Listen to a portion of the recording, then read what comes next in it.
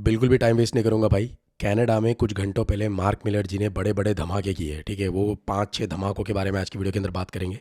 आपको इंटरनेट पे देखने मिले होंगे वो धमाकों के बारे में, बट मैं आपको ढंग से प्रॉपरली इंग्लिश में एंड देन हिंदी में एक एक चीज़ समझाऊंगा, ताकि अगर आप लोग इंडिया में हो तो आपको समझ आए क्या बोला है, एंड अगर आप लोग कनाडा में हो तो भाई ये डराने वाली चीज़ है भाई, मैं सही बता रहा हूँ, डर लगेगा आप लोगों को। सबसे पहले जो कैप लगा रखा था वो लोगों ने इंटरनेशनल स्टूडेंट्स पे पिछले साल या इस साल से, जो भी वो कैप लगा रहे थे वो कैप कंटिन्यू होगा ऐसा बोला है।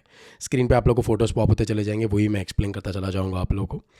तो setting the cap for the next 2 years, मतलब 2 साल के लिए वो कैप रखने वाले हैं।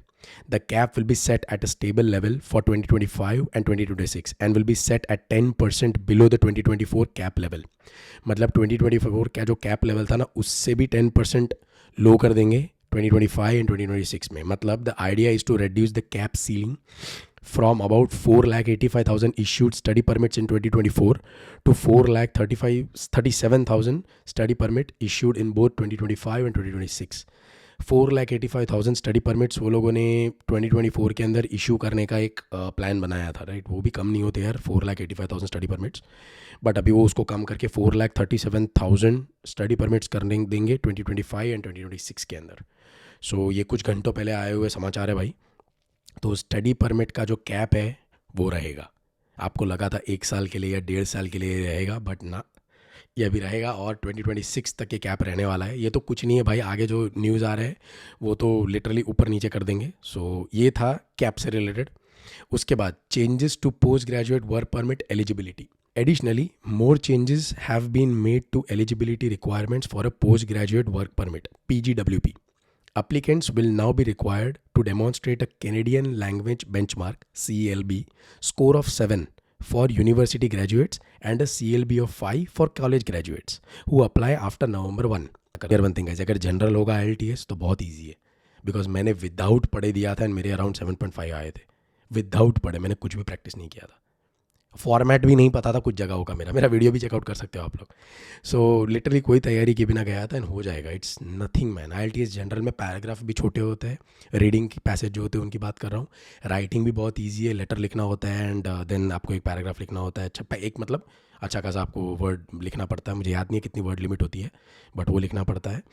एंड लिसनिंग तो आप लोग कर लोगे यार, इतना कोई डिफ़िकल्ट है नहीं।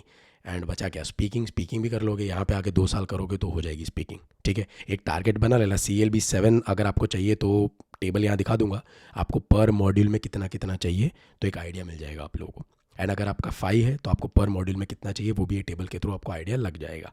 ओके, सो ये था वर्क परमिट का कामकाज। आई नो भाई थोड़ा सा डरावना है, बट इसमें मुझे लग रहा है कोई इतना ज़्यादा चेंजेस, इतना डरने की ज़रूरत नहीं है, because anyway you had to give your IELTS after for applying for PR, right.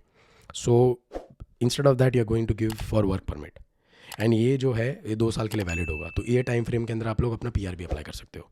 तो एक ही IELTS है जो बाद में देते थे, बट अभी थोड़ा आपको वर्क परमिट से पहले देना है, इतना ही है, ठीक है। तो कोशिश करना आप इतने आ जाए एक अटेम्प्ट में, वरना अगर आप बार बार देते चले जाओगे तो IELTS का प्राइस बहुत एक्सपेंसिव है यार, ठीक है। मैं आपको सही बता रहा हूँ, $300-350 थे मैंने भरे थे। लास्ट ईयर की बात कर रहा हूँ, 1 साल हो गया मेरे को एक IELTS दिए भी, उससे भी ज़्यादा हो गया 1 साल से। मेरे को शायद $350 मैंने भरे थे। सो अभी पता नहीं कितने हुए, राइट। तो बढ़ता चला जाता है एवरी सेमेस्टर, तो इस तरीके का कामकाज रहता है। Miller says he aspects this will result in 1,75,000 fewer post graduate work permits being issued over the next 3 years। सो ऐसा मिलर साहब कहना चाहते हैं। मिलर साहब तो भाई साहब बहुत कुछ कहना चाह रहे हैं आजकल। धमाके, ये जो भी अपडेट्स उन्होंने लाए हैं ना, ये सही अपडेट्स है, बहुत अच्छे अपडेट्स ला रहे हैं वो, बट थोड़े लेट ला रहे हैं, मुझे ऐसा लग रहा है। ये पहले लाते 1-1.5 साल पहले तो यार ये बड़ी मस्त चीज़ हो जाती। बट एनीवेज चलो, पोस्ट ग्रेजुएट वर्क परमिट से रिलेटेड आप लोगों को समझ आ गया। उसके बाद हम बात करेंगे impact of temporary foreign worker programme. मतलब वो बता रहे हैं कि भाई कनाडा में कैसी कैसी परिस्थिति हुई है, मतलब क्या क्या सिचुएशंस थी पिछले कुछ टाइम की, तो उसके मद्देनज़र रखते हुए उन्होंने कुछ ऐसे डिसीजंस लिए। वो क्या थी वो आपको एक्सप्लेन करेंगे। Canada's unemployment rate has been climbing since April 2023, rising 1.5 percentage points over that period.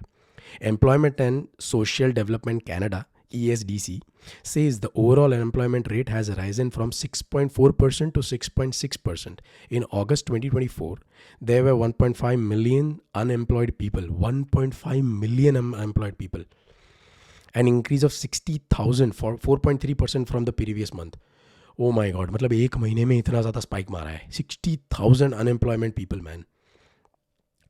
सो यार देखो, वो तो मैं वीडियोस में हमेशा बोलता आया हूँ कि भाई जॉब्स नहीं मिल रही है, बिकॉज ये लोग के पास इतने मतलब यार जॉब्स ही नहीं है, तो जॉब कैसे मिलेंगे, मुझे ये बताओ आप. तो उसको मद्देनज़र रखते हुए उन्होंने ये सब रूल्स एंड रेगुलेशंस को थोड़ा कैप वैप करने का जो बताया ना, वो उसके नज़र में किया हुआ है. The measures announced today aim to curb the volume of temporary resident in Canada on work permits in the near future. मतलब कम करने का टारगेट के हिसाब से ही वो लोगों ने ये नए लॉन्च किए प्रोग्राम. ओके, सो ये था इम्पैक्ट ऑन फॉरेन वर्कर. अब वर्क परमिट से रिलेटेड ही मैं कुछ आपको चीज़ें बताने वाला हूँ, तो ध्यान से सुनना. College graduates will face new limits on post study work rights. ठीक है, तो सुनो पहले. Degree graduates will remain eligible for post graduate work permit of up to 3 years. मतलब आप जब भी IELTS आपका दोगे November 1 के बाद आप अप्लाई करोगे वर्क परमिट, तो उसके बाद आपको जब वर्क परमिट मिलेगा ना, तो वो 3 साल का ही मिलेगा अगर आप लोग यूनिवर्सिटी में पढ़े हो तो. Degree graduates, right. However, after 1 November 2024, international students graduating from public college programs will no longer be eligible for a 3-year postgraduate work permit unless their work is linked to areas of high labor market demands as designated by each province or territory. तरी जो नई fields निकाल रही है ना, तो ये सब जगहों पे अगर आप लोग पढ़ाई किया है तो you will get 3 years post graduate work permit. उसका भी कोई गारंटी नहीं है, बस बोला है 3 साल का आपको ज़्यादा से ज़्यादा मिल सकता है. मतलब 2.5 पकड़ लो ना यार, अगर आप ऐसा कुछ लिया तो अज्यूम बता रहा हूँ. बट अगर वो नहीं है तो पता नहीं भाई कितने का मिलेगा. बट ऐसा कुछ स्पेसिफाई वो लोगों ने बोला नहीं है कि 1 साल का मिलेगा, 2 साल का मिलेगा, बट बोला है कि 3 साल का नहीं मिलेगा. Will no longer be eligible for a 3-year post graduate work permit. इतना बोला है. ये ना मुझे कुछ चीज़ें समझ नहीं आती है, क्लियरली स्पेसिफाई क्यों नहीं करते हैं चीज़ों को.